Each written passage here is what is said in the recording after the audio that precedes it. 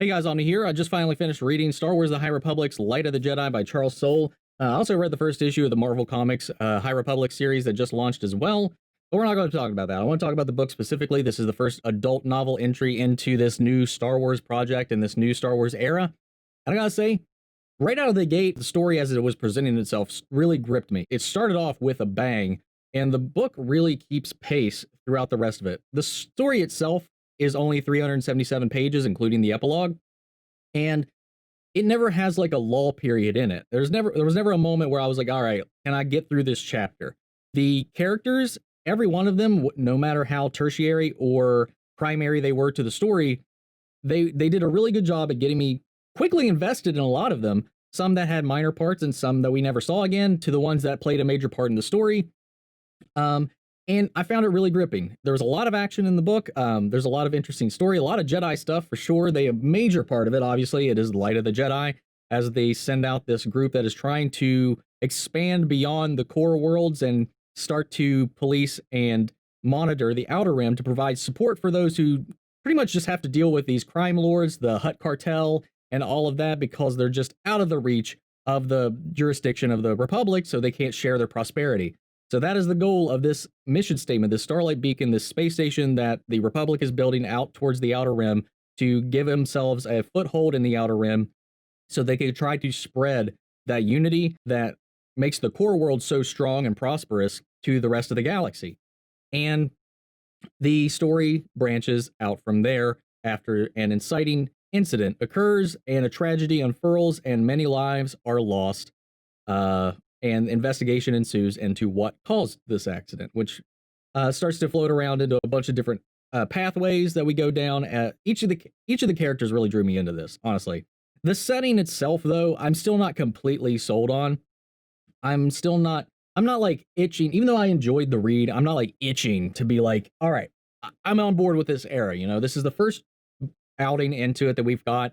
The characters, like I said, themselves were very strong, were very flashed out, and they were all very different from one another. Feels like a genuine attempt to build out characters and build out this universe and have them feel connected, different, and powerful. I mean, the Jedi being at the peak of their power in this, there's some fun things that they do with the Force that we haven't seen before, and some things that they do with the Force that might come back up with saving some particular Jedis we haven't seen in the Skywalker saga in a while, and might be a good excuse to why they might be alive. There's some clear lines in this book, and I'm not going to spoil anything. That's like, oh, well then they definitely should be alive. You probably already know who I'm talking about. There's some hints dropped to that.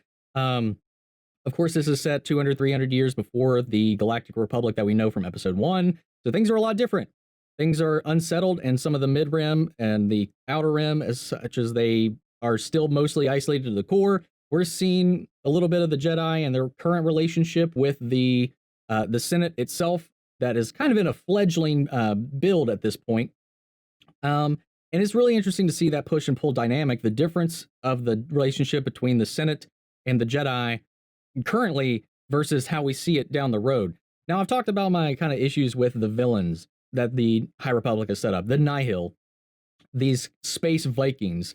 And honestly, when they're introduced, they were all right. I thought they were interesting characters, but it was not towards the tail end of this book that I got really interested in what's happening, because there's some twists, there's some turns with these characters, and there's some hints at something bigger than them that I am very intrigued about. Because initially they reminded me of the Ravagers a little bit from Guardians of the Galaxy. There's ragtag, like grungy group of people just kind of patrolling and ravaging the Outer Rim, living free and taking what they can.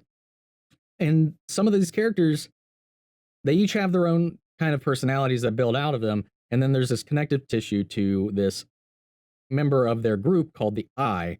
And it's there that I'm really interested to see where that pans out, because that could go into some really interesting places. There's a lot of great characters in this that already won me over as far as their personalities, their abilities, their perspectives on life and the Force itself, and I'm really curious to see where they go from here. Still, this doesn't reach the heights of any of the stars we come up to. This by no means is going to overshadow anything going on with The Mandalorian over on Disney Plus or anything like that. Right now, this specifically being tied just to the books, comics, publications alone. these can definitely coexist.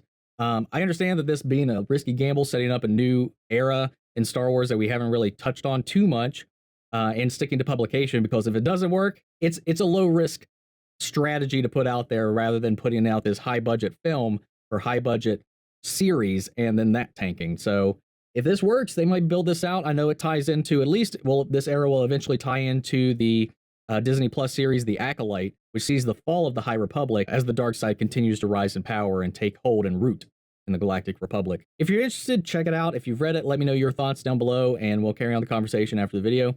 Thank you guys for tuning in. That's been my thoughts on the first novel in the High Republic series. So we'll see what happens from here, guys. May the Force be with you always. Take care, everybody.